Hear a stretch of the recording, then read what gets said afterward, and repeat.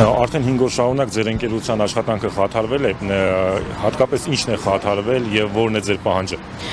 Այո, խաթարվել է ընկերության ամբողջ բնականոն աշխատանքը, որի արդյունքում տուժում են եւ աշխատակիցները եւ հաճախորդները, ինչպես նշեցին իմ գործընկերները,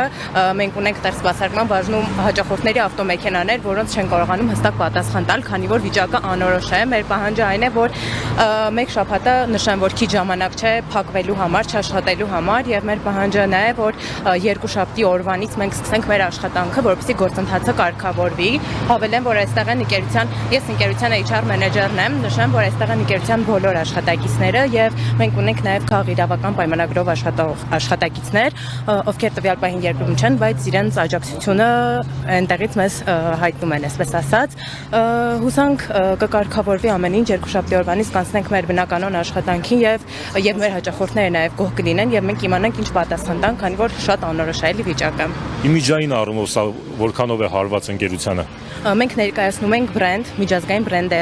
BMW ընկերությունը եւ ամեն դեպքում հարիր չէ էլի մեկ շաբաթ արդեն փակ է, չի գործում, չի աշխատում ու սա միջազգային բրենդ է։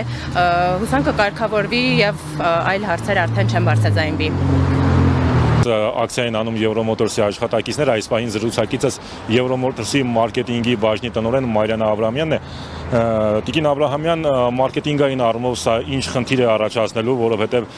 լուրջ արշավներ եք տարել մարքեթինգի առումով, բայց արդեն 5 օր շարունակ խնդիր ունեք եւ նաեւ հարված է հասնում ընկերության մարքեթինգին։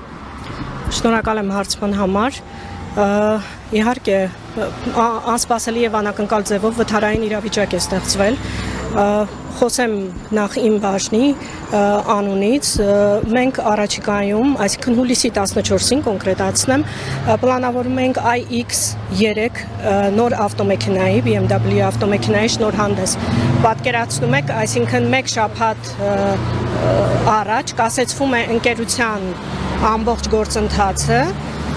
եւ մենք ստիպված ենք կասեցնել միջոցառումը։ Նախապատրաստական միջոցառումներ են տեղի ունենում, այդ ամբողջը